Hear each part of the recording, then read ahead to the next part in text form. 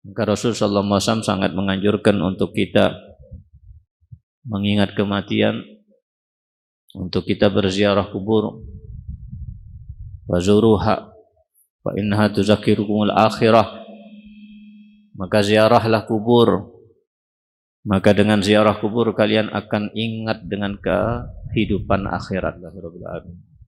Ibrahim Az-Zayyat, semoga beliau dan kita semua dirahmati oleh Allah Subhanahu wa taala. Amin. Melihat seseorang yang menangis di waktu ada jenazah, maka kemudian beliau mengatakan kepada orang yang menangis tersebut, tangislah dirimu, jangan menangisi mayitnya, tapi tangisilah dirimu sendiri wahai saudaraku, dan sayangilah dirimu sendiri. Karena sungguhnya mayit ini sudah selamat dari 3 perkara. Dia sudah melihat bentuk daripada malaikat maut, dia sudah merasakan panasnya rasa sakit sakaratul maut, dan dia sudah aman daripada meninggal dalam keadaan sulh khatimah. Bi khilafika anta, beda dengan Anda. Dan di sini pertama tentang apa yang terjadi di waktu ada jenazah. Harusnya ketika ada jenazah, maka di situ kita banyak mengambil pelajaran. Harusnya ketika ada jenazah, kita menganggap itu bukan perkara yang enteng, bukan perkara yang biasa, itu perkara yang dahsyat. Dan itu adalah suatu nasihat yang besar dari Allah SWT. Sampai-sampai Nabi kita, Nabi Muhammad SAW, kalau melihat jenazah itu berdiri dan memerintahkan mereka untuk berdiri. Bahkan walaupun jenazah itu jenazah orang kafir. Karena kita melihat bahwasanya adanya jenazah itu suatu yang peringatan yang besar, pelajaran yang berharga, nasihat yang mahal, sehingga betul-betul kita diharapkan untuk mengambil pelajaran daripada adanya jenazah itu dengan sebaik-baiknya. Bukan kita melihat jenazah berkali-kali, mendengar fulan meninggal, mendengar innalillah, tapi enggak ada sama sekali pelajaran yang kita dapatkan. Tidak ada perubahan dalam diri kita. Enggak ada keinginan untuk bertobat, enggak ada keinginan untuk memperbaiki diri, enggak ada di dalam hati untuk mengingat kepada Allah, enggak ada keinginan untuk kita lebih banyak ibadahnya, atau rasa sedih karena mengingat dosa-dosa kita yang sudah kita lakukan. Enggak ada itu semuanya. Berjalan begitu aja. Sayyidina Fudail bin Iyad didatangi oleh seseorang, yang orang tersebut mengatakan kepada beliau, Aus ini, berikan aku nasihat wahai Syekh, berikan aku nasihat.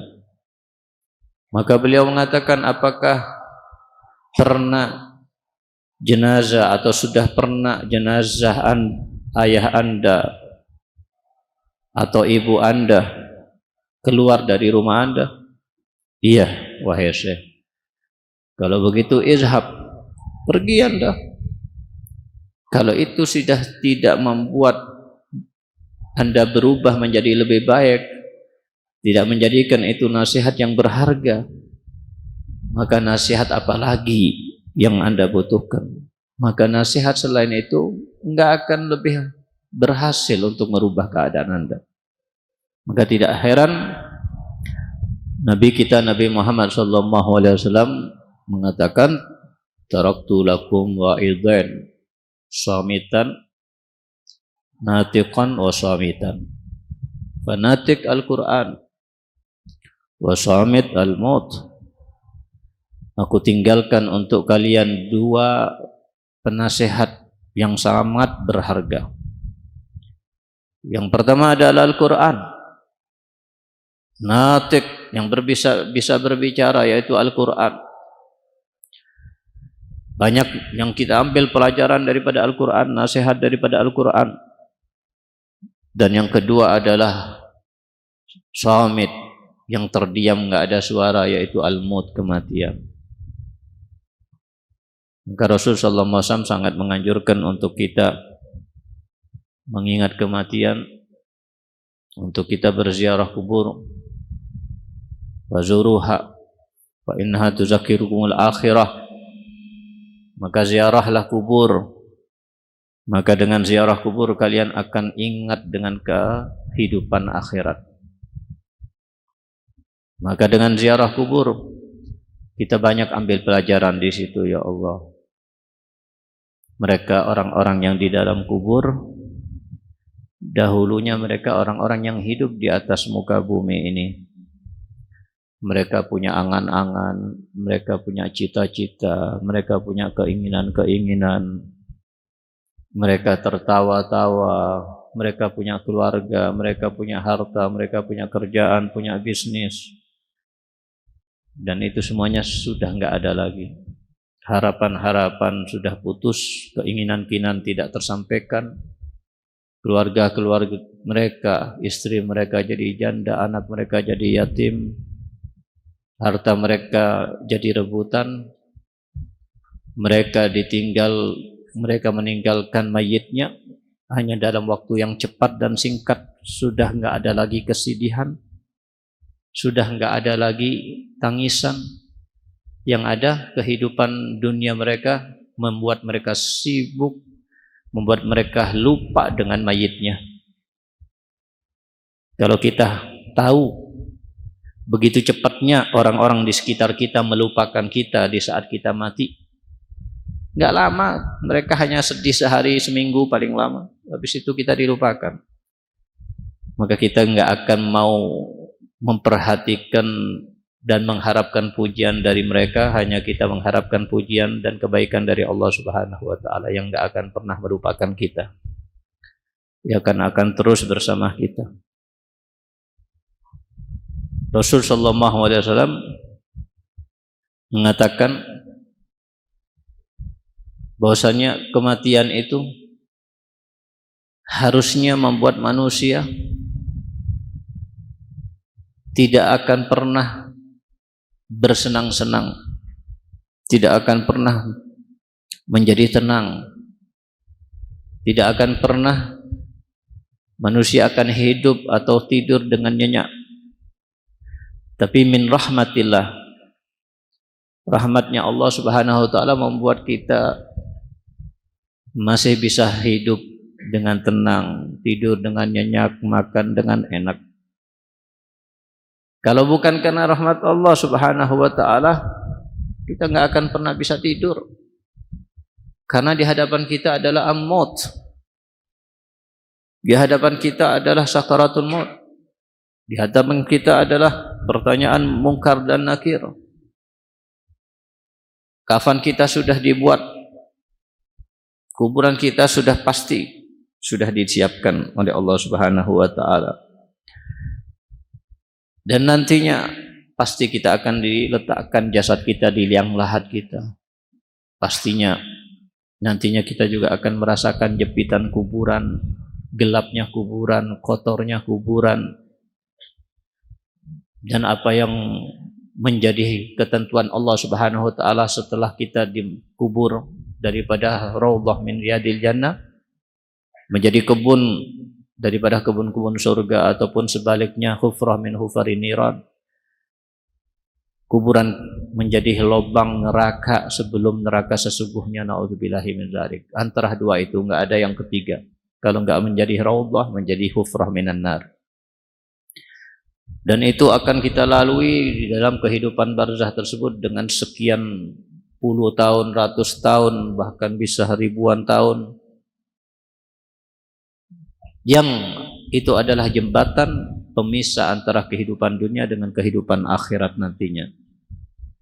Oleh karena itu dikatakan oleh mereka, andai kata hewan itu diberikan oleh Allah Subhanahu wa Ta'ala akal, dan hewan tersebut mengetahui dan meyakini bahwasanya mereka akan mati dan merasakan sakaratul maut, maka kita nggak akan pernah mendapatkan hewan yang gemuk.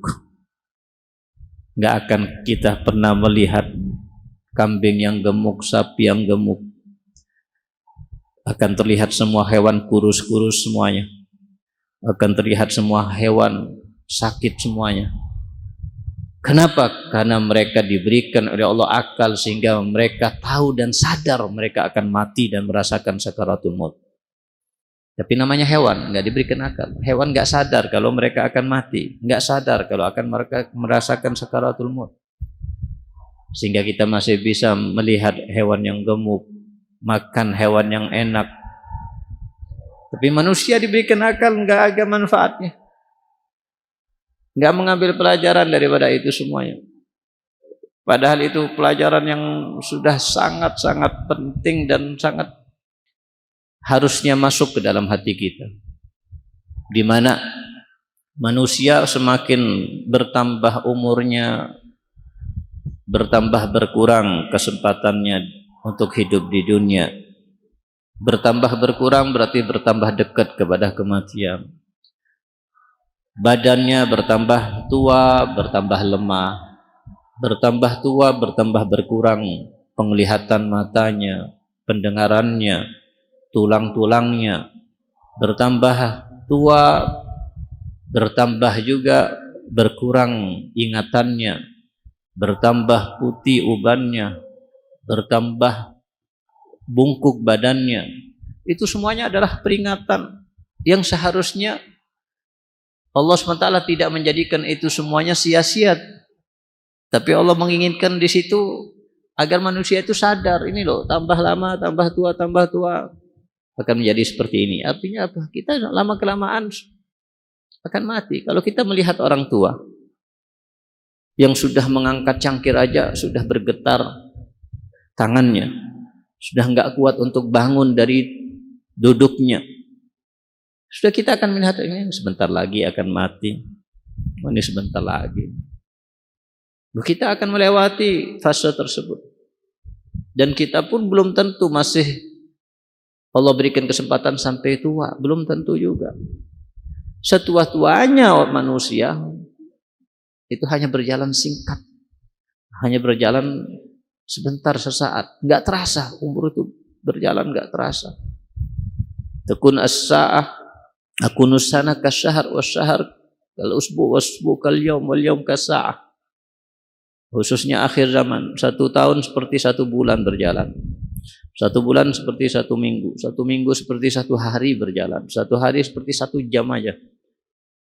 Bertambah hilang keberkahan daripada waktu. Kita tunda-tunda keinginan untuk tobat, nanti besok sampai kapanpun nggak akan pernah kita tobat kalau kita tunda-tunda terus. Kita tunda keinginan untuk berbuat ketaatan dan ibadah.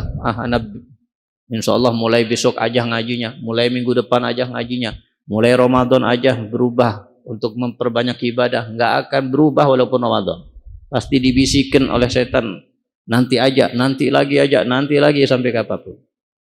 Sudah dikasih kesempatan oleh Allah Subhanahu Wa Taala. Sekian hari, sekian minggu, sekian bulan.